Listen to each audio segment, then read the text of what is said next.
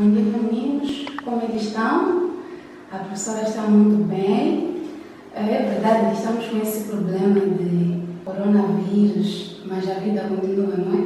E as nossas lições, elas também devem continuar.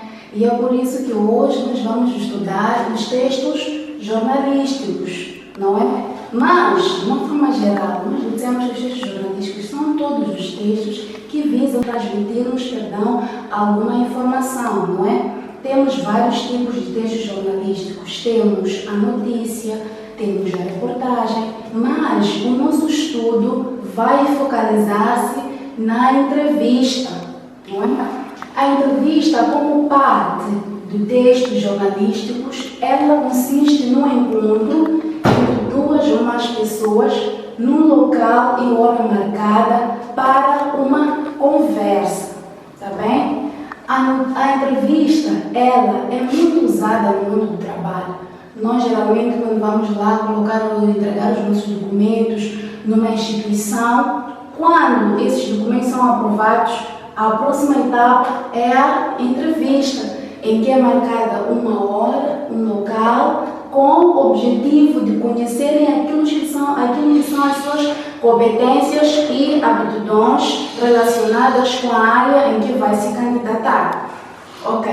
Assim sendo, temos vários tipos de entrevistas. Temos entrevista noticiosa, em que recolhe-se os fatos com vista a elaborar uma notícia.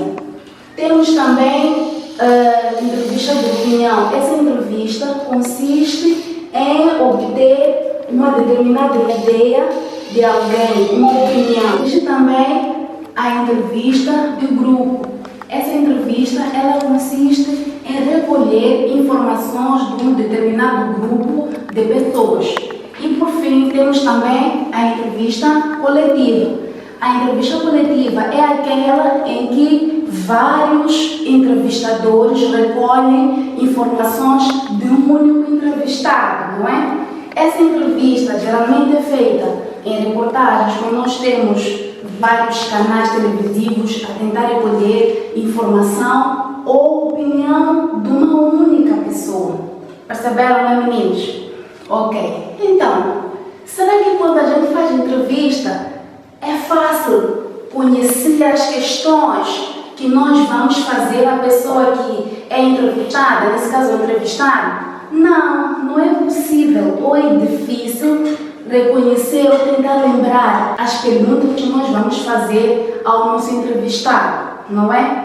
E também temos aquilo que se chama fuga de informação ou descontextualização. Eu posso perguntar ao meu entrevistado sobre a sua saúde, posso voltar a perguntar sobre a sua experiência profissional e será um vasto leque de informações sem nenhuma ligação. Perceberam, não é?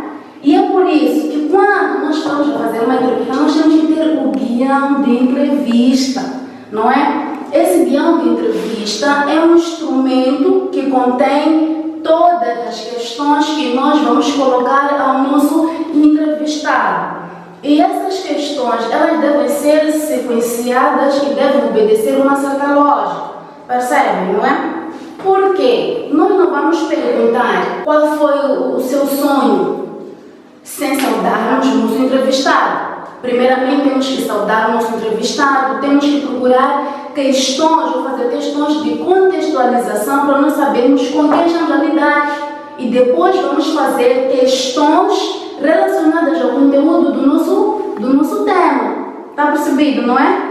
E é por isso que nesse instrumento, que é o guião de entrevista, deve lá conter questões abertas, assim como fechadas. Está percebido, não é?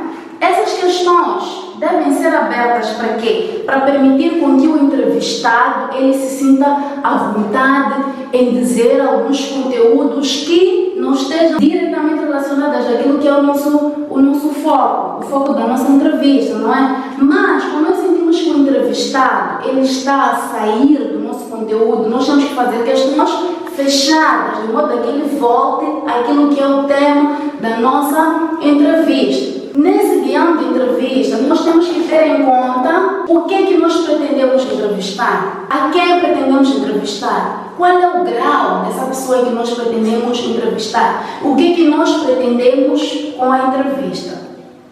Perceberam, não é? Em relação ao guião de entrevista, a linguagem que nós devemos conter lá é uma linguagem clara. Para quê? Para permitir com que o entrevistado não tenha dúvidas em relação àquilo que nós estamos a questionar. Deve haver clareza. Mas essa clareza não impede que haja rigor. Devemos usar uma linguagem rigorosa, uma linguagem clara, uma linguagem simples, uma linguagem objetiva, mas não devemos esquecer a rigorosidade. Não devemos esquecer a cortesia, dependendo do grau e da pessoa que nós vamos entrevistar. Está claro, não é?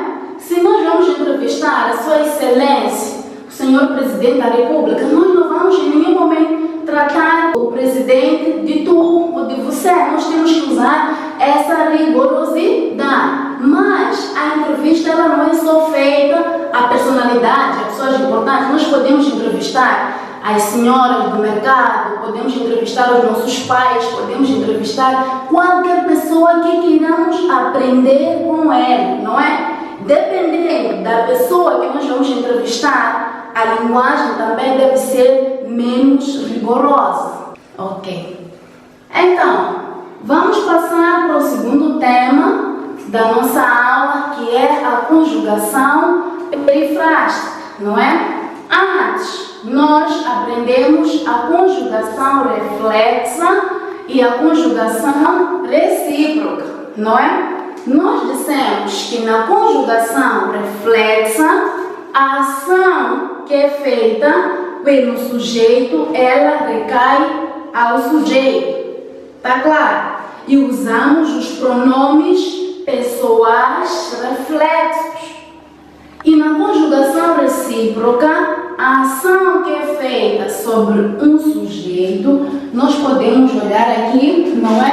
Estamos a falar da conjugação reflexa.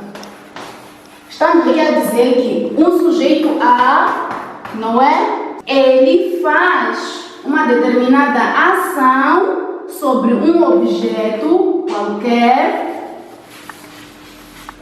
não é? E essa ação, ela volta a recair sobre o sujeito A. Percebe? Por exemplo, o João foi jogar a bola e no meio do trajeto ele corta-se, não é? Qual é a ação aqui que foi feita? O sujeito A, neste caso o João, é que feriu-se, não é? Aqui não há nenhum outro sujeito que faz ação sobre ele. Ele faz ação e essa ação volta a recair sobre ele. Diferentemente da conjugação recíproca, não é? A conjugação recíproca é aquela em que podemos olhar aqui para aquilo que é a terminologia, a palavra recíproca, reciprocidade. É uma ação em que é feita por dois sujeitos, não é? Esses dois sujeitos, temos aqui o sujeito A e o sujeito B, não é? O sujeito A é objeto, é sujeito simultaneamente. Tá claro? O sujeito A faz uma ação sobre o sujeito B e o sujeito B sofre e faz a ação simultaneamente sobre o sujeito A, não é? Neste caso, podemos ter um exemplo. Nós ferimos-nos, tá claro? Nós estávamos a brincar, não é? Jogávamos a mesma bola, o João feriu, eu também feri o João. Isso aqui é conjugação recíproca. Hoje nós vamos estudar um outro tipo de conjugação, não é? Que é a conjugação perifrástica. A conjugação perifrástica é a expressão do verbo no infinitivo ou no gerúndio antecedido de um verbo auxiliar. Esses verbos auxiliares podem ser vários. Podemos ter o verbo andar, podemos ter o verbo haver, podemos ter o verbo começar,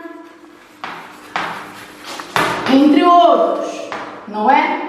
Quando nós usamos esse tipo de conjugação, ocorre uma alteração daquilo que seria o seu sentido inicial.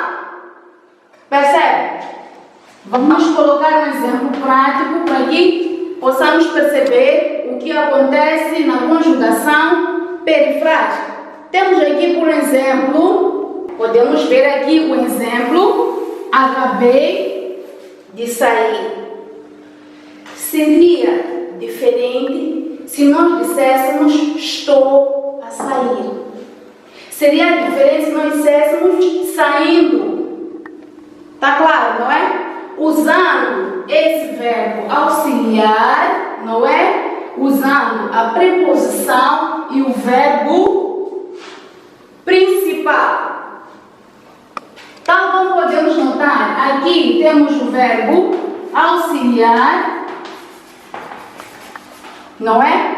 Temos a preposição que serve de ligação entre o verbo auxiliar e o verbo principal, não é? Para não ter situações em que diríamos acabei de sair. Nós precisamos de uma preposição que é para ligar esses dois verbos, o verbo auxiliar e o verbo principal. Então, a conjugação perifrástica é aquela em que temos o verbo auxiliar, temos a preposição e o verbo principal. Perceberam, meninos? Alguma dúvida? Ok? Temos aí a nossa ficha de apoio, exercícios relacionados à conjugação perifrástica, assim como à entrevista, não é? Depois dessa explicação muito simples daquilo que é a conjugação perifrástica, onde temos o verbo auxiliar, o mesmo verbo auxiliar, a preposição e o verbo auxiliar, vocês vão fazer esse exercício. Obrigada, meninos.